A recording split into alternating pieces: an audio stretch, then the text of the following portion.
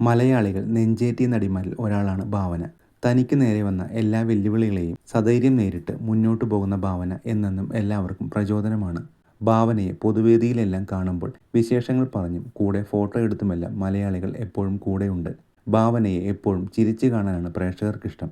അതിന് ഭാവനയെ സഹായിക്കുന്നത് ഒരു കൂട്ടം സുഹൃത്തുക്കളും. ശില്പ ബാല, ഷഫ്ന, മൃദുല മുരളി, രമ്യ നമ്പീശൻ, സയനോര, മഞ്ജു വാര്യർ, സംയുക്ത വർമ്മ തുടങ്ങി വൻ താരനിരയുണ്ട് ഭാവനയുടെ സൗഹൃദ വലയത്തിൽ.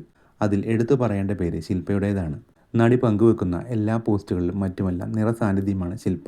ഇപ്പോഴിതാ തൻ്റെ പുതിയ ചിത്രമായ അനോമിയുടെ പ്രമോഷൻ തിരക്കിനിടയിൽ ഭാവനയ്ക്ക് സുഹൃത്തായ ശില്പ നൽകിയ സർപ്രൈസും അവർ പറഞ്ഞ കാര്യങ്ങളുമാണ് സമൂഹ മാധ്യമങ്ങളിൽ ചർച്ചയാവുന്നത്. അനോമിയുമായി ബന്ധപ്പെട്ട് ഭാവന രഞ്ജിനി ഹരിദാസിന്റെ യൂട്യൂബ് ചാനൽ നൽകിയ അഭിമുഖത്തിനിടയിലാണ് ശില്പയുടെ സർപ്രൈസ് എൻട്രി. ഒരു സുഹൃത്ത് എങ്ങനെയായിരിക്കണമെന്ന് കാണിക്കാൻ നിമിഷ നേരം കൊണ്ട് ശില്പയ്ക്ക് സാധിച്ചു. ഭാവനയെക്കുറിച്ച് ഒരുപാട് കാര്യങ്ങൾ സംസാരിച്ചും അനുഭവങ്ങൾ പറഞ്ഞുമെല്ലാം ശില്പയാണ് പ്രേക്ഷകരെ നേടിയത്. അതിൽ ശില്പ പറഞ്ഞ കാര്യങ്ങളാണ് ഏറെ പ്രശംസ ഏറ്റുവാങ്ങിയത്. തൻ്റെ സുഹൃത്തിനെ സഹായിച്ചുപദ്രവിക്കാൻ ആരും വരരുതെന്ന തക്കതായ താക്കീത് ശില്പ അഭിമുഖത്തിലൂടെ നൽകുന്നു. ഭാവനയുടെ മൂഡ് നഷ്ടപ്പെടുന്നത് എങ്ങനെയാണെന്ന ചോദ്യത്തിനാണ് ശില്പ മറുപടി നൽകുന്നത്. ആദ്യം രസകരമായി സംസാരിച്ചു തുടങ്ങി, പിന്നീട് പലർക്കും ഇനി അത് വേണ്ടെന്ന മുന്നറിയിപ്പും താരം നൽകി. ഇവളുടെ കാര്യത്തിൽ മൂഡ് പോകുന്നത് ഒരിക്കലും നമുക്ക് പ്രവചിക്കാൻ പറ്റാത്ത കാര്യമാണ്.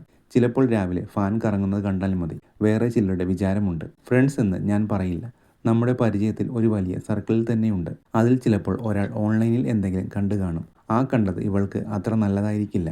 അത് സ്നേഹം കൊണ്ടാണല്ലോ ഞാൻ ഭാവനയെ അറിയിക്കുന്നത് എന്നുള്ള രീതിയിൽ അറിയിക്കുന്ന കുറച്ച് ആൾക്കാരൊക്കെ ഉണ്ട്. അവർ ഇങ്ങനെ ചെയ്യുന്നത് അത്ര നല്ല കാര്യമൊന്നുമല്ല. ഇങ്ങനെ ആളുകൾ ചെയ്യുന്നതിനോട് എനിക്ക് യോജിപ്പില്ല.